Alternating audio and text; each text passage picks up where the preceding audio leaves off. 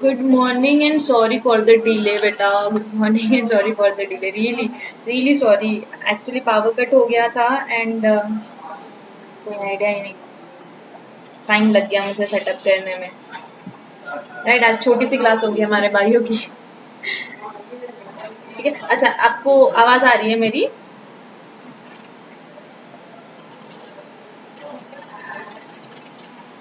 क्या आवाज आ रही है मेरी? प्लीज कमेंट करो, मुझे कमेंट्स में ही पता चलेगा. ओके जी बेटा. ठीक है ठीक है ठीक है ठीक है ठीक है. Thank you. So new chapter start कर रहे हैं. अब एक चीज ऐसी है कि हम एक्चुअली पढ़ेंगे वहां से जहाँ ज्यादा दिया हुआ है ना, यानी कम हमारा कवर हो जाता है. ठीक है. सो व्हाट हैपेंस कि सिस्टमैटिक ऑफ लिविंग ऑर्गेनिज्म, ऐसी हेडिंग हमारे स्टेट बोर्ड में दी हुई है. ये हमारे स्टेट बोर्ड में. और एनसीईआरटी में बायोलॉजिकल क्लासिफिकेशन करके है चैप्टर 2.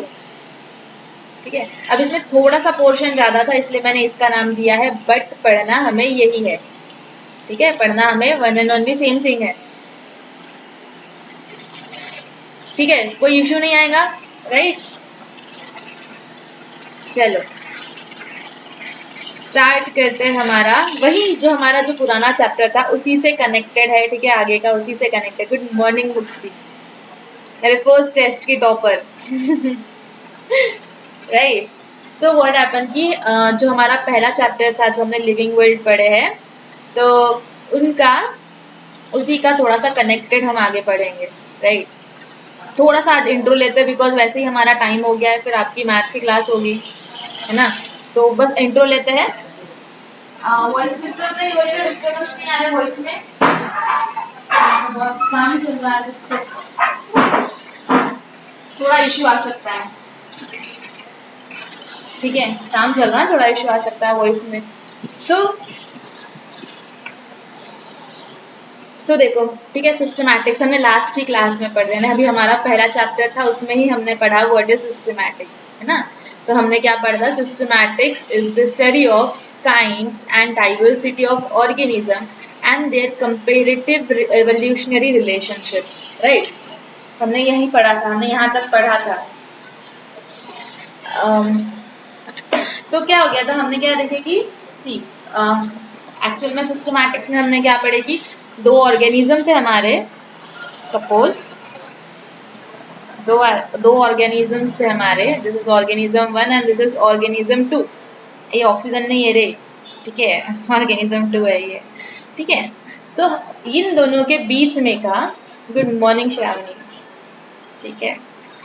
ध्यान दो क्लास की तरफ. अभी वाई वाई लिख दो बस. ठीक है.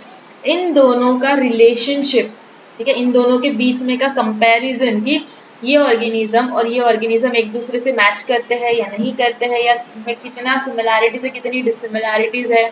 ठीक है. इन दोनों का हमारा कंपैरिजन और इनका इवोल्यूशनरी रिलेशनशिप है ना. इवोल्यूशन, इवोल्यूशन तो सबको पता ही होगा. Right. So what is evolutionary relationship, यानी कि ये दोनों की कॉमन एंसेस्टर्स है या नहीं है. ठीक है. कहाँ से ओरिजिनेट हुए हैं. तो ये सारी चीजें हम कहाँ पढ़ते हैं? सिस्टमैटिक्स में पढ़ते हैं. किसने दिया ये जो है, ये हमारा सिस्टमैटिक्स का ये जो डेफिनेशन किसने दी? जी सिम्पसन ने दी है 1961 में. ठीक है. अब सिस्टमैटिक्स हो गया हमारा. राइट. सिस्टमैटिक्स हो गया. उसके बाद टैक्सोनॉमी भी हमने पढ़ लिए थे. ठीक है. स्टेट बोर्ड के बुक में ये एक्चुअल दिया हुआ है. ठीक है. ऐसा पैटर्न दिया हुआ है. ये जो पोर्शन हमने ऑलरेडी एनसीईआरटी में पढ़े हैं, ये हमारे स्टेट में सेकंड चैप्टर में है. ठीक है. पढ़ना सबको सेम ही है, बट यहाँ पे थोड़ा सा और हम एक बार रिवाइज कर लेते हैं. ठीक है. सो टैक्सोनॉमी में हमने क्या पढ़ा था? टैक्सोनॉमी यानी कि बेसिकली थे क्लासिफिकेशन, है ना. क्लासिफिकेशन यानी कि ग्रुपिंग. हमने क्या पढ़े थे? ग्रुपिंग पढ़े थे, जो एक पर्टिकुलर रूल्स और प्रिंसिपल फॉलो कर रहे थे. ठीक है. हमने क्या देखे? टैक्सोनॉमी में ग्रुपिंग कर रहे थे हमने, है ना. कि हमने सपोज कि हमने ये हमारे डॉग्स है, ये हमारे कैट्स है ना. डॉग्स है, ये कैट्स है हमारे.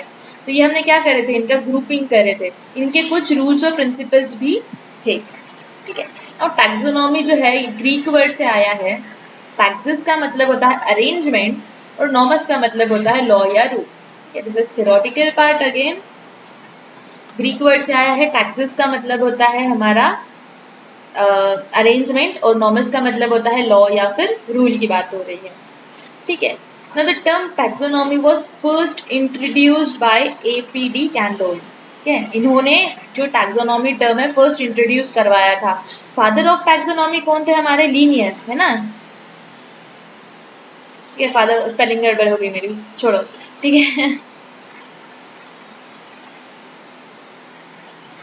ठीक है, लीनियस थे हमारे, कार्लस लीनियस हमारे कौन थे? फादर ऑफ टैक्सोनॉमी थे, ठीक है, फादर ऑफ टैक्सोनॉमी थे, ठीक है। और इंट्रोड्यूस किसने करवाया? ये जो टर्म टैक्सोनॉमी था, टर्म टैक्सोनॉमी इंट्रोड्यूस करवाया है A.P.D. कैंडोल ने, राइट। ये कौन थे? स्विस के बॉटनिस्ट थे ना। बॉटनिस्ट आपको मैंने बताया जो बॉटनी की स्टडी करते हैं, राइट। हमारे बायोलॉजी को हमने दो पार्ट्स में डिवाइड किया था, that is botany, first class में बताया था मैंने आपको, ये जूलॉजी, है ना। बॉटनी में हम किसकी स्टडी करते हैं? प्लांट्स की। और जूलॉजी में किसकी स्टडी करते हैं? एनिमल्स की, एनिमल्स या फिर ऑर्गेनिजम्स हो गए, ठीक। एनिमल्स एनिमल्स या फिर ऑर्गेनिजम्स की हम जनरली स्टडी करते हैं। तो ये जो A.P.D. कैंडोल थे, स्विस के बॉटनिस्ट थे ना, बॉटनिस्ट थे ये, राइट। इन्होंने कब किया था ये? 1778 टू 1841। ये आपसे नहीं पूछा जाता है, ठीक है, ईयर वगैरह आपसे नहीं पूछा जाता है, right. So what did we do? Taxonomy classification, ठीक है, जिनका सर्टेन रूल्स और प्रिंसिपल होते हैं। टैक्सोनॉमी का मतलब ही होता है, टैक्सेस का मतलब अरेंजमेंट, नॉमस का मतलब होता है लॉ या फिर रूल। इसी के बेसिस पे ये डेफिनेशन ऊपर वाली बनी है, ठीक है। अब इसके बाद हम पढ़ेंगे क्लासिफिकेशन, ठीक। उसके बाद क्लासिफिकेशन में हमने क्या देखा था? It is arrangement of organisms और ग्रुप इन डिस्टिंक्ट कैटेगरीज, है ना, in accordance with particular and well established plan। ये यहाँ का पर्टिकुलर की पॉइंट है, दैट इज की नाउ इमेजिन ये हमारे कुछ शेप्स है, ठीक है, ये हमारे कुछ शेप्स है। तो हम क्या करते हैं, इसे हम क्या कर सकते हैं? इन्हें क्लासीफाई कर सकते हैं। हम बोल सकते हैं कि ये रेक्टेंगल अलग है, सर्कल अलग है, ये स्टार हमारा अलग है। तो हम क्या कर रहे हैं? क्लासीफाई कर रहे हैं।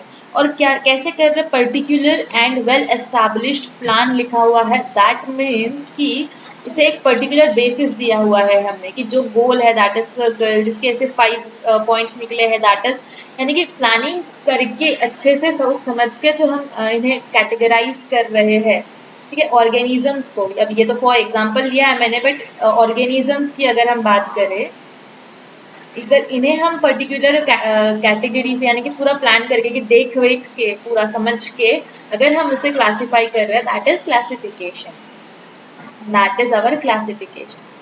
अब इसका मेन की पॉइंट एक और ये है कि it is based on similarities and dissimilarities among the organism, right. Similarity in the sense same same हमारा जो था, dissimilarities in the differences, dissimilarities is differences,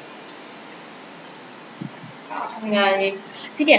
तो क्या हो जाएगा कि हम देखेंगे कि सपोज मैंने बोला था आपको कि टाइगर था और कैट था, तो हमने क्या बोल दिया? कैट हमारे टाइगर की मासी होती है, हम ऐसे बोलते हैं ना। तो क्या क्या देखे हमने? उनके थोड़े बहुत कैरेक्टर्स सिमिलर थे, है ना, थोड़े बहुत कैरेक्टर सिमिलर थे, इसलिए हम इन्हें एक फैमिली में भी डालते हैं शायद, ठीक है। तो अब क्या हो गया? हमने क्या किया इसे, ये देखे हमने कि सिमिलैरिटीज है, ठीक है। अब इनकी सेम फैमिली है लेकिन इनका जीनस अलग है, तो हमने क्या कर दिया? उसके डिसिमिलैरिटीज के बेसिस पे इन्हें डिफरेंस कर दिए, डिफरेंट कर दिए हमने, राइट। तो जो क्लासिफिकेशन होता है वो सिमिलैरिटीज और डिसिमिलैरिटीज के बेसिस पे हम देखते हैं, ठीक है। इतना क्लियर है? फिर आगे बढ़ते हैं, कि बेसिक ही था, पिछले चैप्टर का ही थोड़ा सा यहाँ पे रिवीजन है, ठीक है। और चैप्टर तो आपने अच्छा ही किया, इतने अच्छे अच्छे मार्क्स, बाप रे।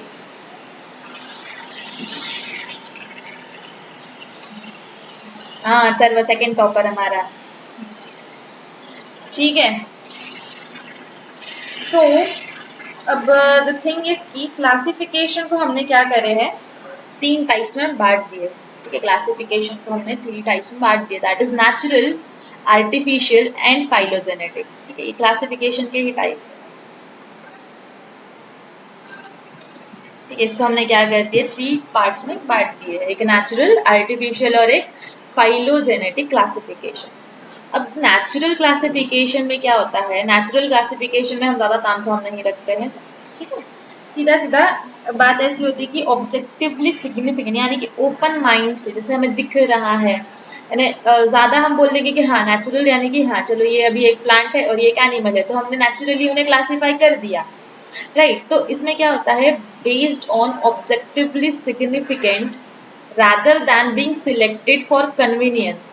ठीक है, हमारे कन्वीनियंस के हिसाब से सिलेक्ट करके डालने से अच्छा डायरेक्टली हम ऐसे ही उन्हें क्लासीफाई कर रहे हैं, एक ओपन माइंड से, ओपन माइंड से अगर हम उन्हें क्लासीफाई कर रहे हैं तो दैट इज नेचुरल क्लासिफिकेशन। इसका example is Bentham and Hooker system of classification. Now ये क्या है, ये एक साइंटिस्ट थे जिन्होंने क्लासिफिकेशन बनाया था, आगे हम पढ़ेंगे ये चीज़ क्या है, अभी के लिए हम क्या करेंगे, इसे याद रखेंगे। ये 2 साइंटिस्ट का नाम है जिन्होंने सिस्टम ऑफ क्लासिफिकेशन बनाया था। तो वो किस बेसिस पे बनाया था, उन्होंने बनाया था नेचुरल सिस्टम ऑफ क्लासिफिकेशन। ठीक है, उन्होंने नेचुरल सिस्टम से बनाया था, राइट।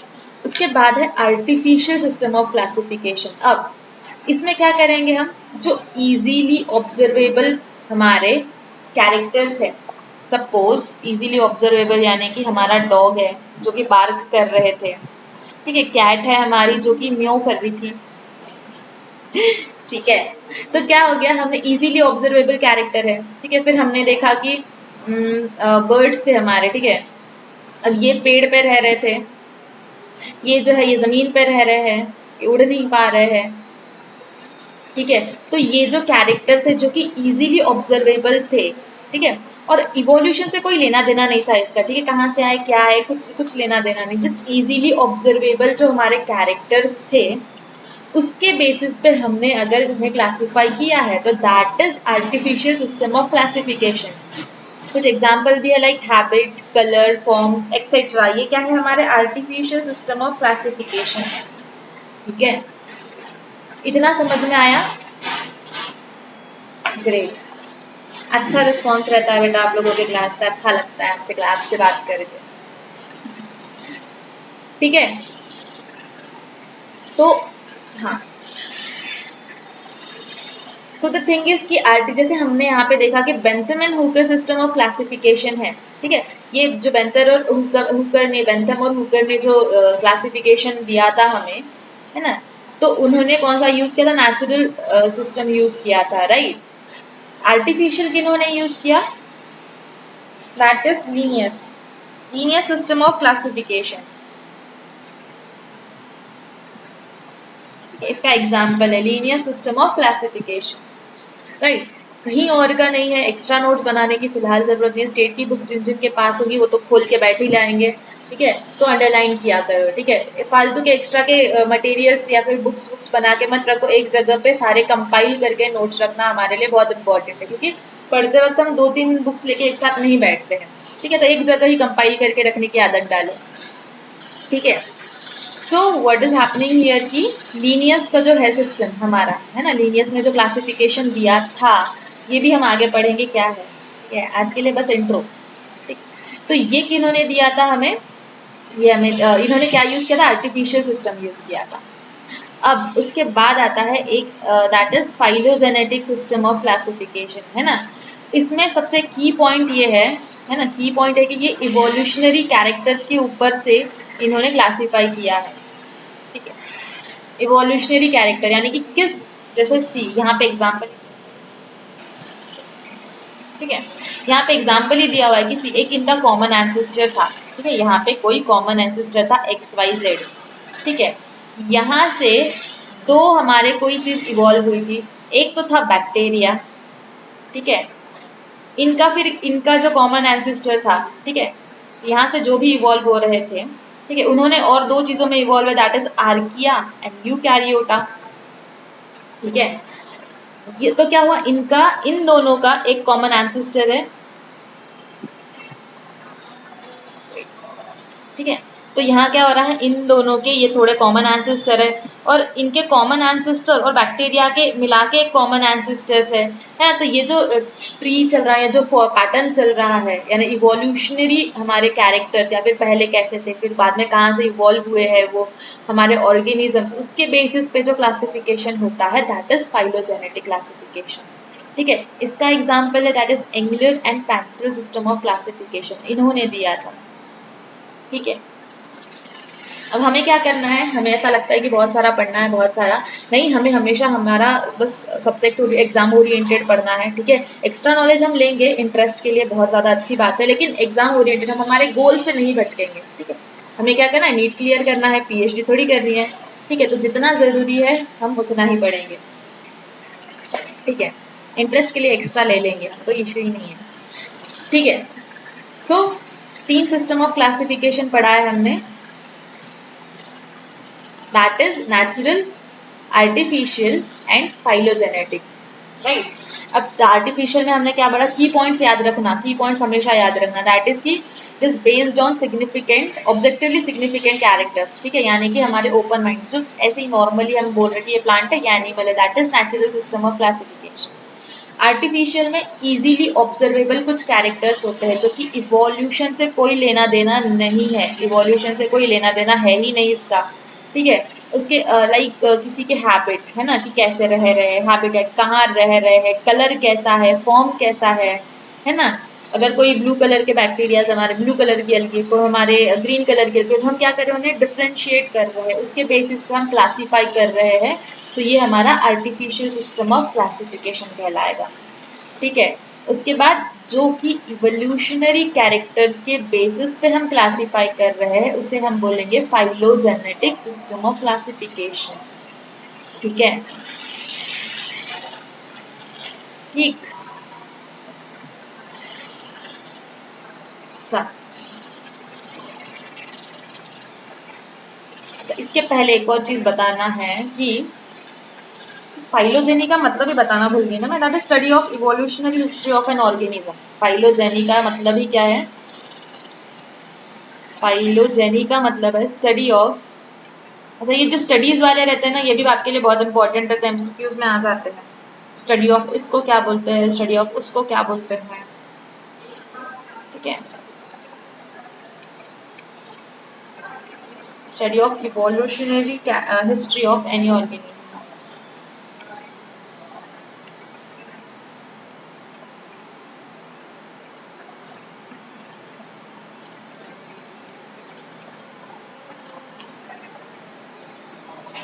ठीक,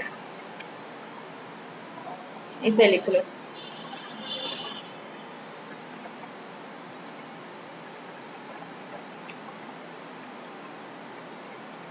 अब 3 डोमेन्स ऑफ लाइफ। ठीक है, 3 डोमेन्स ऑफ लाइफ यानी हमने अभी देखा था आर्की, बैक्टीरिया एंड यूकैरियोटा वाले 3 जो थे, 3 डोमेन्स ऑफ लाइफ है हमारे। ठीक है, अब इसका क्या मतलब है देखते हैं। ठीक, अब आपको भी पता है कि लाइफ कैसे ओरिजिनेट हुई थी, एक सिंगल सेल से ओरिजिनेट हुई थी, है ना। हम ऐसे सुनते आ रहे हैं इतने लाइफ टाइम से, इतने बचपन से सुनते आ रहे हैं कि एक सिंगल सेल से हमारी लाइफ ओरिजिनेट हुई थी। ठीक है, यूनिसेल्युलर ऑर्गेनिज्म से हमारी जो थी लाइफ ओरिजिनेट हुई थी। यूनिसेल्युलर से आगे चल के क्या बने थे हमारे कॉम्प्लेक्स ऑर्गेनिज्म, है ना। यानी कि जैसे हम ह्यूमंस वगैरह जो होते हैं, तो क्या हुआ था हमारा, that life originated on earth in its very simple form, और उनके constant struggle के बाद हमें एक perfect form मिला है लाइफ का। ठीक है, एक सिंगल सेल से काफी ज्यादा कॉम्प्लेक्स लाइफ हमें मिली है। ठीक है, तो क्या हो रहा था, वो लोग क्या कर रहे थे, सिंगल सेल थे, वो एनवायरनमेंट को अडेप्ट करते जा रहे थे, जरूरत के हिसाब से चेंज होते जा रहे थे, उनमें चेंजेस आ रहे थे। अच्छा, और ये जो है वो एकदम 2 दिन या 3 दिन का नहीं था, ये millions and billions of year ago का है। ठीक है, उसे बहुत ज्यादा टाइम लगता है चेंज होने में। ठीक है, तो अब बात है कि 3 डोमेन्स ऑफ लाइफ, है ना। कार्ल वूज इन्होंने 1990 में 3 डोमेन्स ऑफ लाइफ को प्रपोज किया। ठीक है, mean propose in the sense उन्होंने बनाया था। ठीक है, उन्होंने बोला था कि है करके कुछ। ठीक है, उन्होंने क्लासिफाई किए थे 3 डोमेन्स में लाइफ फॉर्म्स को। ठीक है, सो उनका नाम था that is archaea, bacteria and यूकैरिया, जो हमने अभी पढ़े फाइलोजेनेटिक क्लासिफिकेशन वाला, जो हमने ऐसे पढ़े थे ना थ्री डोमेन्स थे, राइट। तो that is archaea, bacteria and यूकैरिया, ठीक है। अब डोमेन्स का मतलब क्या होता है, ठीक है। अब हमने क्या पढ़ा था, टैक्सोनॉमी पढ़े थे, है ना। टैक्सोनॉमी के हमने टैक्सोनॉमिकल हायरार्की पढ़े थे, उसमें देखा था किंगडम सबसे बड़ा होता था, है ना। किंगडम, फिर उसके नीचे फाइलम, उसके नीचे फिर हमारे बाकी सारी चीजें आती थी, है कि नहीं, पढ़े थे ना। Kingdom, phylum, class, order, family, genus, species, ऐसा हमने पढ़े थे। तो किंगडम सबसे ऊपर था, लेकिन उससे भी लार्जर यूनिट है डोमेन, ठीक है, जो थ्री डोमेन सिस्टम इसमें, बस इसमें, ठीक है। तो क्या था हमारा उसका थ्री किंगडम से एक लार्जर यूनिट था, दैट वाज अवर डोमेन, ठीक है। इस क्लासिफिकेशन में थ्री डोमेन्स ऑफ लाइफ वाले क्लासिफिकेशन की बात हो रही है, ठीक है। तो दैट इज डोमेन, ठीक है। कंफ्यूज मत होना, किंगडम से बड़ा यूनिट ऐसा लिया है, यानी कि बहुत सारे डोमेन, बहुत सारे किंगडम्स एक डोमेन के अंदर हम इंक्लूड कर सकते थे, ठीक है।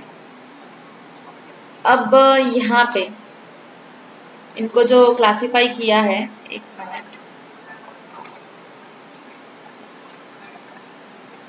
ठीक है, यहाँ पे इनको क्या किया है, क्लासिफाई किया है ना। यही तो थे तीन, बैक्टीरिया, आर्किया एंड यूकैरिया। तो आपको इतना बेसिक आई होप पता है कि ये जो बैक्टीरिया है और आर्किया है, ठीक है, ये जो दो है, ये यूकैरियोट, सॉरी, प्रोकैरियोट्स है, प्रोकैरियोट्स। अब प्रोकैरियोट्स क्या है, बोलो, प्रोकैरियोट्स क्या है। आपने पढ़ा है ये, है ना, सबने पढ़ा है, what is prokaryotes and eukaryotes, ठीक है। सो ये प्रोकैरियोट्स क्या है, दैट इज कि इनमें अंडर डेवलप्ड न्यूक्लियस रहता है, ठीक है। अंडर डेवलप्ड यानी कि थोड़ा सा कम डेवलप्ड न्यूक्लियस होता है, ठीक है। इनका जो न्यूक्लियस होता है अंडर डेवलप्ड होता है। सी नाउ, अगर ये सेल है, ये तो आपको बेसिक पता ही होगा, सेल, यहाँ पे न्यूक्लियस होता है, यहाँ पे साइटोप्लाज्म होता है, ये हमारी सेल मेम्ब्रेन होती है, इतना तो पता ही है। Cell membrane, this is nucleus, है ना, ये हम ड्रॉ करते हैं हमेशा, अब टाइप ऑफ सेल ही है। बट द थिंग इज कि प्रोकैरियोट्स जो होते हैं उनमें न्यूक्लियस हमें अंडर डेवलप दिखने मिलता है। यहाँ पे हमें जनरली, अगर हमारे यूकैरियोटिक सेल में हम ऐसा न्यूक्लियस बनाते हैं, तो वहाँ पे जो होता है न्यूक्लियर मेम्ब्रेन नहीं होती है, प्रोकैरियोट्स के न्यूक्लियस में न्यूक्लियर मेम्ब्रेन नहीं होती है, ठीक है। बेसिक डिफरेंस है। यूकैरियोट्स में क्या होता है, यू का मतलब होता है ट्रू, ठीक है, यू का मतलब होता है ट्रू, हाँ, primitive, under developed cell, yes yes, Shravan and Mukti, yes. So basically अब एक और चीज मैं आपको बताना चाहूंगी कि बायो कितना अच्छा है, कि हम क्या कर सकते हैं, वर्ड को ब्रेक करके उसका मतलब निकाल सकते हैं, ठीक है। हम क्या कर सकते हैं, वर्ड को ब्रेक करके उसका मतलब निकाल सकते हैं। नाउ आपने पढ़ा होगा कैरियोस, कैरियोस जो वर्ड होता है ये किससे रिलेटेड होता है, न्यूक्लियस से, ठीक है। कैरियोस जो वर्ड होता है इसका मतलब होता है जनरली न्यूक्लियस से रिलेटेड, ठीक है। अब यहाँ पे प्रो यानी कि प्रिमिटिव, प्रिमिटिव यानी कि थोड़ा सा अनडेवलप्ड, है ना, तो छोटा सा बच्चा होता है जो जिसको चलते नहीं आता है, प्रिमिटिव काइंड ऑफ, है ना। तो क्या हो गया, ये अनडेवलप्ड, थोड़ा सा कम डेवलप्ड रहेगा ये, ठीक है। तो प्रो कैरियोट्स, कैरियोट्स का मतलब मैंने बताया न्यूक्लियस, तो ये जो है न्यूक्लियस इसमें अनडेवलप्ड रहेंगे, अंडर डेवलप्ड रहेंगे, राइट। और यू कैरियोट्स, यू का मतलब होता है ट्रू और कैरियोट्स का मतलब होता है न्यूक्लियस, यानी कि उसमें ट्रू न्यूक्लियस प्रेजेंट रहेगा, ठीक है, उनमें जो रहेंगे ट्रू न्यूक्लियस प्रेजेंट रहेंगे, ठीक है। सो हमने इसके बेसिस पे इन्हें क्लासिफाई किया था, ठीक है। इनका हमने देखे कि न्यूक्लियस कैसा है, पहले तो एंसेस्टर हिस्ट्री वगैरह निकाले, उसके बाद हमने देखे कि न्यूक्लियस कैसा है। तो बैक्टीरिया और आर्किया जो थे हमारे डोमेन, ये दो डोमेन जो थे वो उनमें क्या थे, वो प्रोकैरियोट्स थे। और यूकैरियोटा, इसके नाम से ही पता चल रहा है कि इनके जो न्यूक्लियस थे that is they were eukaryotes, their nucleus were well developed, right. अब चलो ठीक है, इतना तो हो गया है ना, इतना हो गया, इसे हटा देते हैं। अब इन दोनों में भी तो डिफरेंस करना पड़ेगा ना, इन दोनों को क्यों अलग कर दिए, है ना, इनका रीजन क्या है अलग करने का। सो बेटा बैक्टीरियाज और आर्किया जो है इनके सेल वॉल में डिफरेंस होता है, हम आगे पढ़ेंगे ये सारी चीजें। इनका क्या होता है, सेल वॉल में डिफरेंस होता है। जो सेल वॉल जिससे बनी होती है इन लोगों की वो डिफरेंट होती है, ठीक है। इसलिए हमने इनको और अलग कर दिया, यानी कि 3 डोमेन बना दिए। दोनों प्रोकैरियोट्स थे, लेकिन हाँ सेम सेल वॉल नहीं थी, इसलिए हमने इन्हें एक डोमेन में डाल दिया, इसे दूसरे इसमें डाल दिया। और ये तो काफी अलग ही था, तो इसे हमने अलग ही रखा, ठीक है। चलो आगे चलते हैं। सो यही मैं बताने की कोशिश कर रही थी कि डोमेन जो है it is a larger unit than kingdom, right. Bacteria and archaea both have prokaryotic cells. Bacteria और आर्किया में दोनों में प्रोकैरियोटिक सेल है, वेयर एज यूकैरिया जो यूकैरियोट वाला है इसमें क्या है, यूकैरियोटिक सेल, क्या ये अभी हमने पढ़ा। अब क्या होता है, आर्किया जो होता है, ये जो आर्किया वाला था हमारा, इसे इसका स्पेशलिटी इज कि किसी भी एक्सट्रीम कंडीशन में सर्वाइव कर सकते हैं। आर्की, आपने आर्की बैक्टीरिया वगैरह सुना होगा, राइट। तो ये क्या कहते हैं, एक्सट्रीम कंडीशन पे सर्वाइव करते हैं, लाइक हाई टेम्परेचर बोल लो, हाई सैलिनिटी बोलो। सैलिनिटी यानी कि वाटर जो सलाइन वाटर होता है उसमें, है ना, ज़्यादा नमक वाला जो चीज़ होती है उसमें, नमक वाले पानी में, ठीक है। मराइन वाटर हमारे समंदर में होता है जनरली। तो हाई सैलिनिटी, अगर नमक का कॉन्सेंट्रेशन ज़्यादा होगा, स्टिल एसिडिक कंडीशन जहाँ होंगे, जहाँ पे नॉर्मल बैक्टीरियाज ग्रो नहीं कर पाते हैं, वहाँ ये एल्की ग्रो करते हैं। इसके इनका ये क्या है, स्पेशलिटी, ठीक है।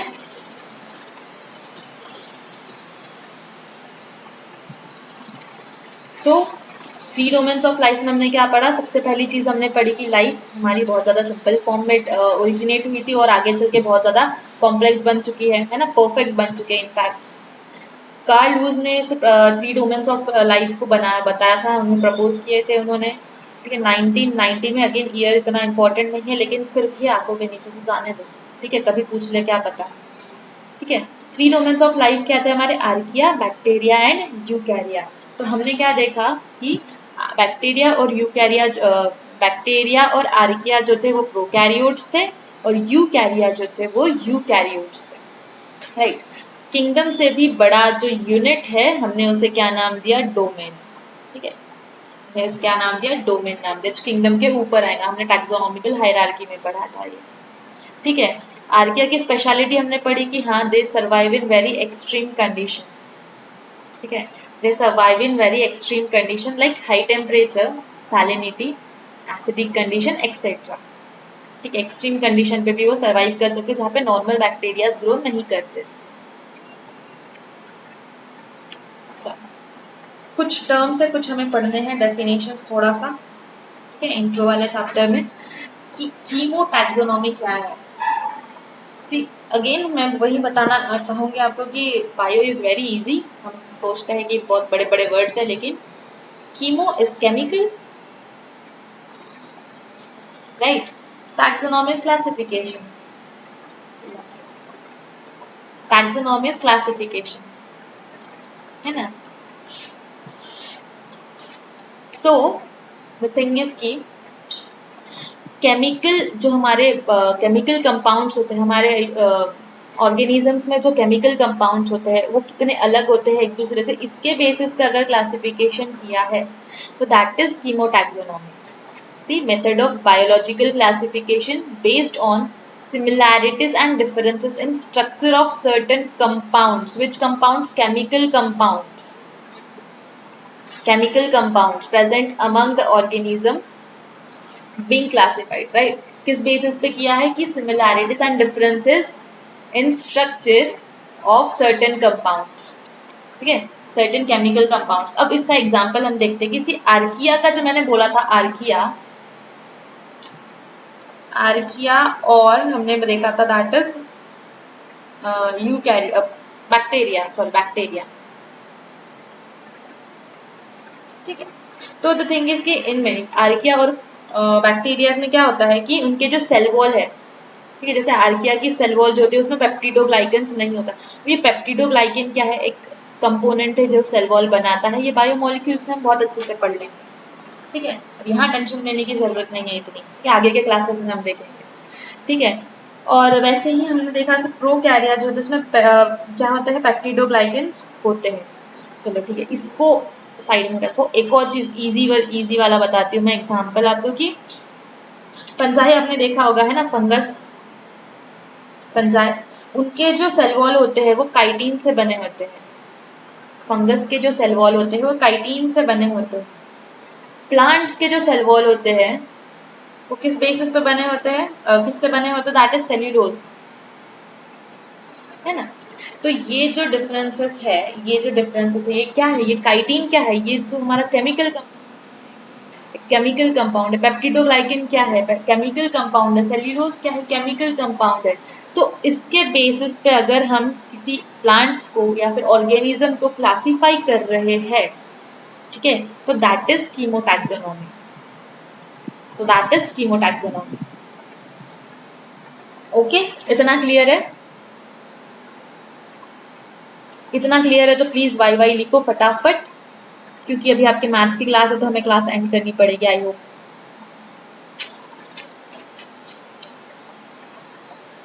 चलो बोलो ओके, ठीक है। सो आप क्या करोगे, इतना रिवाइज करो। अंशु, क्या हो गया, एन लिखे आपने, टाइपो है या समझ में नहीं आया?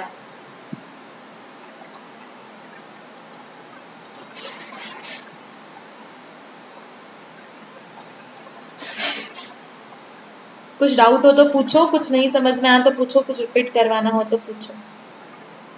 ग्रेट, ठीक है। एक बार बताओ, क्या बताओ बेटा, कीमोटैक्सोनॉमी बताओ अंशु, क्या बताओ एक बार, कीमोटैक्सोनॉमी। रिवाइज करवाऊँ मैं पूरा जो भी पढ़ाया मैंने आज पढ़े वो पूरा रिवाइज करवाऊँ?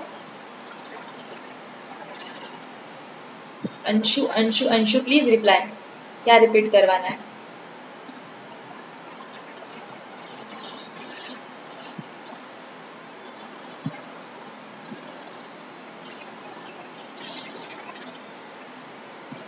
ठीक है, किसी को प्रॉब्लम्स आ रही है सो एक बार अपन रिवाइज कर लेते हैं, ठीक है, थोड़ा सा। Give me a minute. अच्छा, कीमोटैक्सोनॉमी, ठीक है, कीमोटैक्सोनॉमी बताते हैं, ठीक है। What is कीमोटैक्सोनॉमी? Chemo is chemical, chemo means chemical, taxonomy is classification, है ना। टैक्सोनॉमी हम अभी तक पढ़ रहे थे कि क्लासिफाई करना, उन्हें अलग अलग ग्रुप में बांटना, ठीक है। सो ऐसे यानी chemical compounds on the basis of chemical compounds present inside the organism, है ना। किसी भी ऑर्गेनिज्म के अंदर होते हैं ना, सब में ही होते हैं, केमिकल्स होते ही है हमारे बॉडी में, है ना। केमिस्ट्री से कुछ ना कुछ कंपाउंड्स तो होते ही है ना। हमारी पूरी बॉडी बायोमोलिक्यूल्स हम पढ़ते हैं तो क्या होते हैं, केमिकल्स ही होते हैं वो, ठीक है। ऑर्गेनिजम्स जो है, ठीक है, उनको केमिकल्स के, हमारे जो बॉडी में जो केमिकल प्रेजेंट होते हैं उसके बेसिस पे, या फिर प्लांट में सेल वॉल में काइटिन प्रेजेंट होता है, सॉरी सेल्यूलोज प्रेजेंट होता है, फंगस में काइटिन प्रेजेंट है, इस बेसिस पे अगर इनके केमिकल कंपाउंड के सिमिलैरिटीज और डिफरेंसेस के बेसिस पे अगर हम किसी को क्लासिफाई कर रहे हैं या फिर किसी को दो ग्रुप में बांट रहे हैं, जैसे हमने बोल दिया कि जिनकी भी सेल वॉल बनी है काइटिन से, ये वाले लाइन में खड़े हो जाओ, जिनकी भी सेल वॉल बनी है सेल्यूलोज से, ये वाले लाइन में खड़े जाओ। इसके बेसिस पे हमने क्या बोले, इसे ग्रुप ए बोल दिए, इसे बोल दिए ग्रुप बी, है ना। तो ये जो क्लासिफिकेशन है इसे ही बोलेंगे हम chemotaxonomy. Anshu, is that clear now?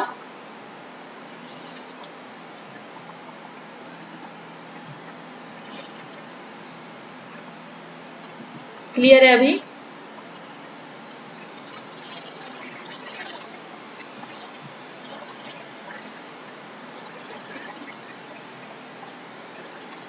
Okay, नहीं समझा तो you can message me personally, no issue, ठीक है।